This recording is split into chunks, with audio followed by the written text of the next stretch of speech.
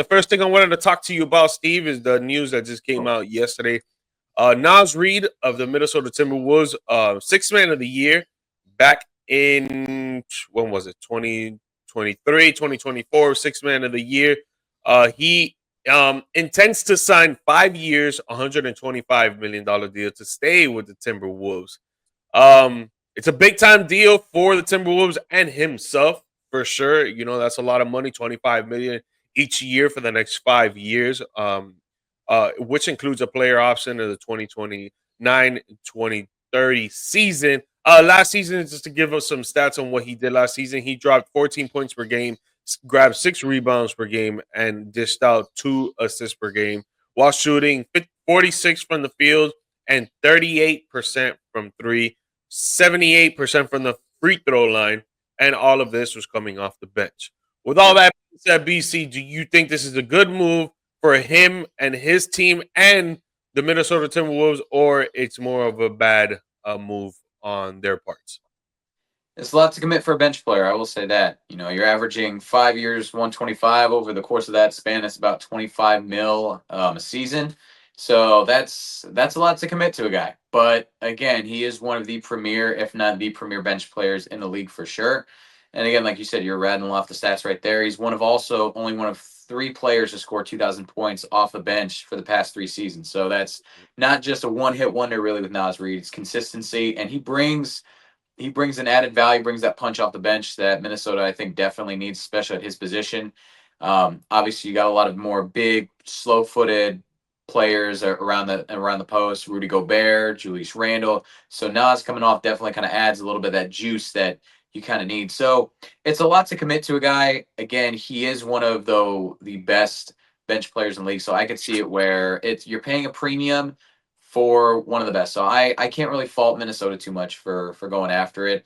And again, he's one of only 3 bigs in the league to average 5.8 3-pointers a game and above. And again, that's off the bench. So that I think that what he provides is so invaluable, and what it brings for this team, especially as well, with those slower footed bigs, it just adds another dimension that is very much needed. I think it's a smart pick it's a smart decision for Minnesota. Yeah, I think it's a good move for Minnesota as well. The only thing I want to push back a little bit, I think he needs to be more consistent to make this deal like really worth it on both sides. Yeah. He is an undrafted player, so each and every year he's going to be proving himself to try to do something. He's gonna want to work. He's gonna want to do what he needs to do to become better each day in and day out, each game in and game out, or each year. He's always going to want to do better. And especially in a team that Minnesota has never really been to the NBA Finals.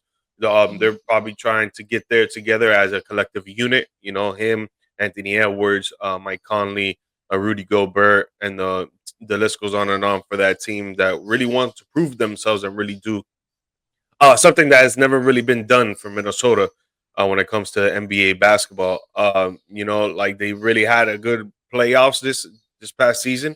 They ended up facing the OKC Thunder, which they ended up winning the whole thing. So losing to the team that actually wins the NBA Finals is not nothing to knock off, but definitely you don't want to be losing to anybody. So I think it's a good move for them. I think he brings a spark off the bench with tenacity, with his 3-point shooting, with his rebounding. The only thing is, like I said, when it comes to the playoffs, I think he needs to be more consistent. Yeah, throughout the regular season, he does really well, which is why he won Sixth Man of the Year a few years back. He could definitely do it again. But when it comes to the playoffs, he'll have one good game. The next game or the next 2 games, they're below average. And you can't really be having that in the playoffs if you're trying to get to the NBA Finals. Like you need to, the bench players need to do what they need to do, and they need to show up, especially at home. At home is where you expect them to really rise above the allegations of like, oh, you can't really do much. You're not that much of a consistent player. You got the home crowd behind you. A little bit of pressure has been taken off your shoulders. You really need to show out at home. So I do expect role players and even Nas Reid in this sense when it comes to home games in the playoffs, like you need to be dropping 15 or more points. When it comes to like you're a player that gets to hit threes and actually score off the bench, your primary focus when you come off the bench is just to score the rock and play defense. Yep. So, I need more consistency from him. But when it comes to the deal itself, I think it's a good deal. The way that the Yeah. NBA is getting paid now with all the TV money and everything, I feel like players are getting anywhere from $50 to $60 million a year. So a player that it has won Six-Man of the Year and it does a lot of work for the Minnesota Timberwolves, I think 25 million a year is pretty good. It's just Yeah. the only thing for me is he needs to be more consistent in the playoffs. Yeah, and I will say though too, going into next season, obviously you've got Julius Randle's on a player option. He's set to make 31 about $31 million. So could, if he potentially takes that player option, do we see maybe Minnesota want to trade him, get rid of that contract, maybe take a cheaper deal for somebody, or even maybe try to get a more impact player at a different position like point guard or wing?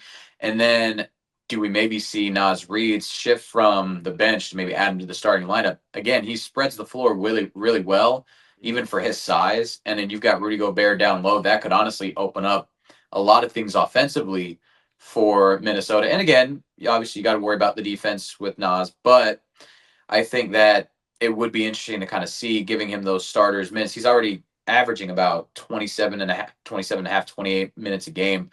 Why not just, if you Yeah. make him the starter, I think that's a very affordable contract that you're giving out. And for a guy that can be an impact player in the starting lineup, I think that would be rather interesting, kind of a win, maybe a win-win. You get rid of a big contract and albatross in Randall, and then you get a guy that fits really well in with your roster along with Nas. That might be too tempting to pass up. I see what you're saying, and it's not a horrible idea. I just personally don't like it because of the way that the NBA is now. Now Yeah. you need 7, 8, 9 guys to get you to the promised land, right? Yeah. And if we're primarily focused on moving Nas to the starting five, now who do you really have in the 6 spot, 7 spot, 8 spot to really help you out when it comes to the second unit?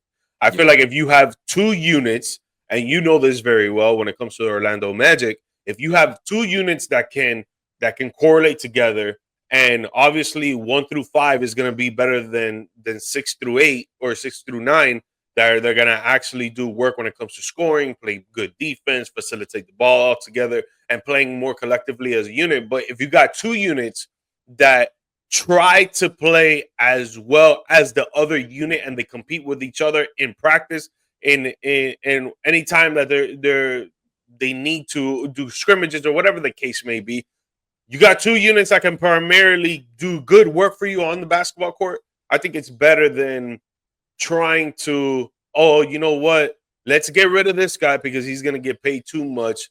Bring up this guy because he's getting paid pretty good and he's showing that he is promised that he can be a starter, but then we don't really have anybody in the back end in the second unit to really do work. So in my opinion, I think it's better for them to have 6, 7, 8 players that can do work for everybody than just to have 5 players and one dude coming off the bench that you expect him to drop 30 points per game when that's, damn well that's not going to happen.